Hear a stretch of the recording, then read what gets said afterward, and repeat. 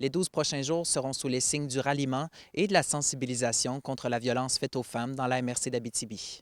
Je vous dirais l'activité majeure qui revient depuis 4 ans, c'est la marche des Alliés qui va avoir lieu le 6 décembre, donc pour clôturer vraiment les 12 jours. Autrement, à travers les 12 jours, il va y avoir aussi différents kiosques qui vont prendre place, entre autres à la bibliothèque. C'est un kiosque qui va exposer différents ouvrages en lien avec le thème de la violence faite aux femmes. La problématique s'aggrave dans la région selon la table locale de concertation. Alors, on sait que la violence faite aux femmes, la violence conjugale, est en augmentation. On voit aussi une augmentation de signalements au niveau de la DPJ dans un contexte de violence conjugale. Donc, il y a ça qui est aussi présent. Puis nous, les maisons d'hébergement en Abitibi-Témiscamingue, nos demandes ne font qu'augmenter. Des spécificités régionales contribuent à exacerber le fléau, qui a pris de l'ampleur depuis la COVID, selon le groupe d'organismes.